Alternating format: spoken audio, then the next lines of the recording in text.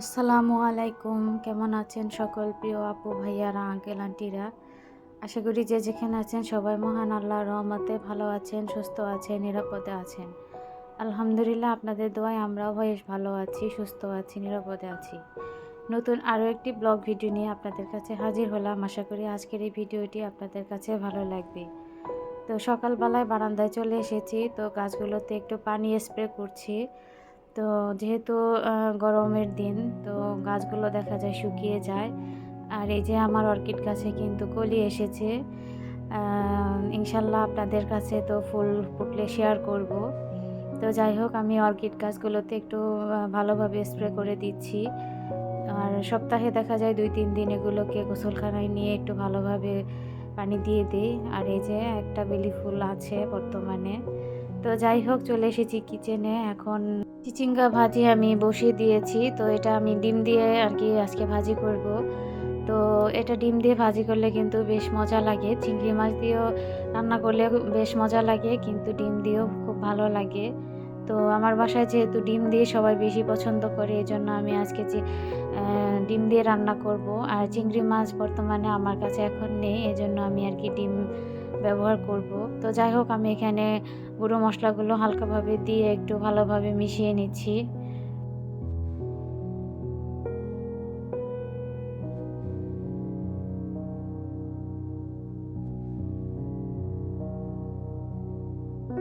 তো অনেক দিন হয়ে গেছে আলু ভর্তা খাওয়া হয় না। তো আমার বড় মেয়ে আলু ভর্তা খুবই পছন্দ করে। তো সব মিলিয়ে চিন্তা করলাম যে আজকে একটু আলু ভর্তা করি। তো আলু ভর্তা আমি গ্যাসের চুলায় অর্ধেকটা একটু সিদ্ধ করে নিয়েছি। তারপর আর কি রাইস কুকারে দিয়ে দিচ্ছি, কারণ যেহেতু আমার এই রাইস কুকারে আর কি ওপরের যে সিদ্ধ করার যে ফাংশনটা নেই, এই জন্য আর কি আমি ভাতেই দিয়ে দিব। তো ভাতে ভর্তা সিদ্ধ দিলে কিন্তু খেতে বেশ ভালো লাগে। তো এই জন্য আর কি ভাতের মধ্যে আমি আলুটা দিয়ে দিলাম। তো আমি এদিকে রান্নাবাড়া করে সকালে নাস্তাটা করে নিয়েছি। আর এই তো নাস্তা করে ঘরের কাজে লেগে গেছি। তো গতকাল আর কি সকালবেলায় ছোট মেয়েকে সকালে নাস্তা করাচ্ছিলাম। তো ওই সময় আর কি ওর মামপটে খাবার পানি ছিল না। তো পানি ভরার জন্য আর কি আমি বসে বসেই ওটা খোলার চেষ্টা করছিলাম। তো একটু শক্ত ছিল, শক্ত আর করে আর কি লেগে গেছিলো। তো যাই হোক, আমি ওইটা খোলার সময় হঠাৎ করে আমার কোমরে একটু মোচাড় লাগে। তো সেই মোচাড় থেকে আমার প্রচণ্ড মাজা ব্যথা হয় এবং এমন অবস্থা হয়ে যায় যে আমি নড়াচড়া করতে পারছিলাম না, উঠে দাঁড়াতেও পারছিলাম না, শুতেও পারছিলাম না। এমন একটা ভয়ঙ্কর অবস্থার মধ্যে আমি গতকাল পড়েছিলাম। আর কি বলবো, আসলে বয়সের আগে মনে হচ্ছিল বুড়ো হয়ে গেছি। কারণ আমরা বেশিরভাগই কিন্তু দেখি যে আসলে বৃদ্ধ বয়সে কিন্তু কোমরের ব্যথা, বিভিন্ন বাতের ব্যথা হয়ে থাকে। আর এই যন্ত্রণা আসলে যাদের আছে তারাই কিন্তু বোঝে, আর নর্মালি যাদের নেই তারা কিন্তু আসলে এই যন্ত্রণাটা মানে বুঝতে পারবে না। তো আমি আসলে এরকম একটা অবস্থার মধ্যে পড়ে গেছি।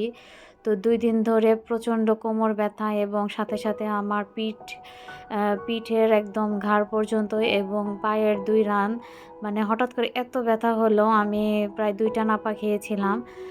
মানে দুপুরে একটা খেয়েছিলাম, আবার রাতেও খেয়েছিলাম। আবার এমনি যে মানে ব্যাক পেইনের যে ওষুধগুলো আছে সেগুলো তো লাগিয়েছি। তারপরেও আমি আর কি ব্যথাতে আর কি একদম দিশেহারা হয়ে গেছিলাম। তো এত কষ্ট করেও আসলে কি বলবো, যে এত ব্যথা আসলে দেখা যায় কেটে গেলে কিংবা যদি আমরা কোথাও আঘাত পাই তা সেটা কিন্তু দেখানো যায়। আর ব্যথা জিনিসটা কিন্তু আসলে কাউকে দেখানোও যায় না এবং কাউকে বোঝানোও যায় না। মানে এতটাই কষ্টদায়ক একটা জিনিস। তো আজকে যে আমি কাজ করছি, তো আজকেও কিন্তু আমার প্রচুর ব্যথা আছে, কিন্তু তারপরেও কিছুই করার নেই। কারণ গতকাল আমি কোনো কিছুই করতে পারিনি। তো অনেক কাজই রয়ে গেছে, জমে গেছে। তো আমাকে তো কাজ করতেই হবে। গতকাল তো একদম নড়াচড়াই করতে পারিনি। আজকে তো তাও একটু নড়াচড়া করতে পারছি। তো যাই হোক, আলহামদুলিল্লাহ, আগের মানে গতকালের থেকে অন্তত একটু ভালো লাগছে, কিন্তু বসে কাজ করতে পারছি না। তো আজকে সব কাজই আমাকে দাঁড়িয়ে দাঁড়িয়ে করতে হচ্ছে। আর আসলে ভাগ্য, মানে কপাল খারাপ থাকলে যা হয় আর কি। তো আমি এরকম একটা অবস্থায় আছি আর হাসব্যান্ড এদিকে বাজার করে নিয়েছে। তো বাজারে মানে সবজি এবং মাংসও ছিল। আবার এই যে রাতে ডিম এনেছিল, তো এগুলোকে আর কিছু করতে পারিনি। তো চিন্তা করেছি যে না, এগুলো তো আসলে দাঁড়িয়ে, দাঁড়িয়ে করা যাবে। তো আমি এই কাজগুলো করে ফেলি। তাহলে দেখা যাবে যে আমার কাজগুলো অনেকটা এগিয়ে থাকবে। আর এই যে দেখতে পাচ্ছেন এই বালতিতে পেঁয়াজ, আসলে অনেকগুলো পেঁয়াজ, প্রায় ১.৫ কেজির মতো পেঁয়াজ। তো এই পেঁয়াজগুলো গতকাল রাতে নিয়ে এসেছিল। তো রাতে তো প্রচুর বৃষ্টি হচ্ছিল। তো সেই বৃষ্টির মধ্যে আসার সময় হঠাৎ করে নাকি বাইকের পেছন থেকে এই পেঁয়াজগুলো পড়ে গিয়েছিল। পড়ে তো একদম মানে পলিথিন থেকে একদম বের হয়ে গিয়েছিল। তারপরে আবার সে এগুলোকে মানে নিয়ে এসেছিল। তো বৃষ্টিতে একদম ভিজে গিয়েছিল। তো পেঁয়াজগুলো এক রাতের মধ্যে আর কি মানে একদম পচে যাচ্ছিল। তো চিন্তা করলাম যে না, এভাবে আসলে তো আমার পেঁয়াজ থাকবে না, যেহেতু বৃষ্টিতে ভিজেছে। তো এজন্য আর কি করব, তো এত মানে কোমর ব্যথা নিয়েও কিন্তু আমি এই সবগুলো পেঁয়াজ আর কি ছিলে নিয়েছি। তো এগুলোকে আর কি কেটে ফ্রিজে রাখতে হবে। কারণ দেখা যাবে যে কেটে ফ্রিজে রাখলে, ডিপে রাখলে হয়তো আমি পরে রান্না করতে পারবো। কিন্তু এভাবে রাখলে কিন্তু পরে আর কাটা যাবে না, তখন কাটতে কিন্তু একটু কষ্ট হয়ে যায়। আবার এই যে দেখেন সকালবেলায় বাজার করে মুরগি নিয়ে এসেছে। তো এই মুরগির সাথে, সাথে কিন্তু অনেক সবজিও এনেছিল। তো সেগুলোকে ওইভাবে ফ্রিজে রেখে দিয়েছি, কারণ আমি মানে আমার আর সম্ভব হচ্ছিল না। তো আসলে হাসব্যান্ডরা আসলে এই কষ্টগুলো বোঝে না। কিন্তু যেহেতু আমরা গৃহিণী, আমাদের তো রান্নাবাড়া করতে হবে, যেহেতু বাচ্চা আছে। তো মুরগিটা কোনোভাবে আর কি কেটে দাঁড়িয়ে, দাঁড়িয়ে কেটেছি। তো কেটে আর কি ভালো করে পরিষ্কার করে ধুয়ে নিয়ে এখন একটু রান্নাটা বসিয়ে দিচ্ছি। কারণ বাচ্চারা মুরগি হলে দেখা যাবে অনেকটা মানে চাপ থাকবে না, ওরা খেয়ে নেবে। কিন্তু অন্যান্য সবজি রান্না করলে কিন্তু খেতে চায় না। তো কি আর করা, একটু তো কষ্ট করাই লাগবে। আর আসলে আমাদের মেয়েদের কোনো অসুখ থাকতে নেই। তো অসুখ হলে আসলে বোঝা যায় যে আমাদের গুরুত্বটা কতটুকু। তো আমি এখানে মাংস রান্না করব, এজন্য আর কি মশলাগুলো একটু কষিয়ে নিচ্ছি। তো পেঁয়াজে ১ম এ আমি একটু ভেজে নিয়েছিলাম। তারপরে আর কি আদা, রসুন, পেঁয়াজ, তারপরে দারচিনি, এলাচ, লং, এগুলো আমি সবকিছু একসাথে ব্লেন্ডারে একটু পেস্ট করে নিয়েছি। তো সেই পেস্টটাও ১ম এ দিয়ে দিলাম। তারপরে যে গুঁড়ো মশলাগুলো দিয়ে এখন ভালোভাবে নেড়ে-চেড়ে একটু কষিয়ে নিয়েছি মশলাটা। তো এখন আমি আর কি মাংসগুলো দিয়ে দিব। তো আমি যেকোনো মাংস, সেটা মুরগি হোক, গরু হোক, রান্না করার আগে কিন্তু বেশ কিছুক্ষণ আর কি ঝরাতে দেই, যাতে একটা ফোঁটাও পানি না থাকে। কারণ মাংসে পানি থাকলে আমার মনে হয় মাংসের টেস্টটা কিন্তু ভালো আসে না। তো সম্পূর্ণ পানি ঝরে যাওয়ার পরে কিন্তু মাংসটা দিয়ে দিলে মাংস রান্না খেতে কিন্তু অনেক বেশি ভালো লাগে।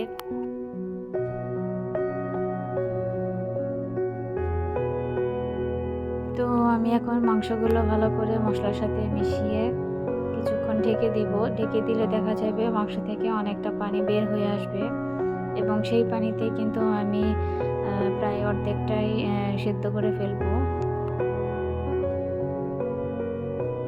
তো আমার বাচ্চারা কিন্তু মুরগির পা খেতে ভীষণ পছন্দ করে। তো আমি কিন্তু সবসময় মাংস রান্না করলে মুরগির পা দেই। তো এটাকে কেউ খারাপ দৃষ্টিতে দেখবেন না। কারণ এটা কিন্তু কোনো হারাম জিনিস না, সবই কিন্তু হালাল জিনিস। তো অনেক আপুরাই খায় এবং আমরাও খাই। তো এইজন্যে আর কি কথাটা বললাম। দেখা যায় অনেকের কাছে হয়তো এগুলো ভালো লাগে না। কিন্তু আসলে আপনার কাছে যেটা ভালো লাগে না, সেটা যে আমার কাছে ভালো লাগবে না, সেটা কিন্তু না। তো একেকজনের ভালো লাগা আসলে একেক রকম হয়। তো তো মাংস থেকে কিন্তু পানি উঠেছিল, আর আমি এদিকে দেখেন এই যে ঝোলের পানিও দিয়ে দিয়েছি। তো আমি খুব একটা ঝোলের পানি দিব না, যেহেতু একটু মাখো মাখো টাইপের থাকবে। তো আসলে দেখা যায় যে ফার্মের মুরগিগুলো কিন্তু একটু ভুনা টাইপের খেলে কিন্তু বেশি ভালো লাগে। তো এই জন্য আর কি আমি আমার ঝোলটা একটু কমই রেখেছি। তো যাই হোক, আমার রান্না কিন্তু প্রায় শেষের দিকে। তো আমি এখন চতুর্দিকে একটু ভালো করে নেড়ে চেড়ে একটু ঢেকে একটু দমে রেখে দেবো, যাতে করে একদম কিন্তু আমার রান্নাটা কমপ্লিট হয়ে যাবে।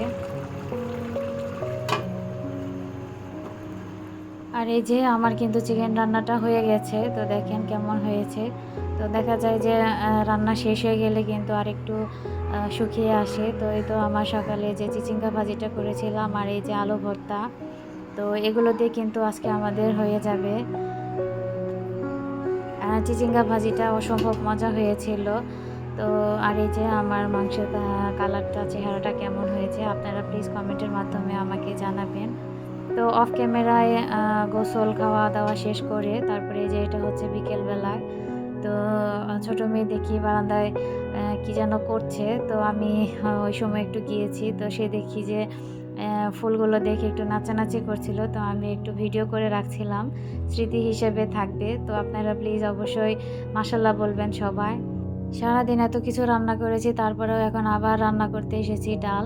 তো এটা হচ্ছে সন্ধ্যাবেলা। তো বড় মেয়ে বলছে যে আমার ডাল লাগবে, আমি ডাল দিয়ে খাবো। আর হাসব্যান্ডও বলল যে ডাল রান্না করো।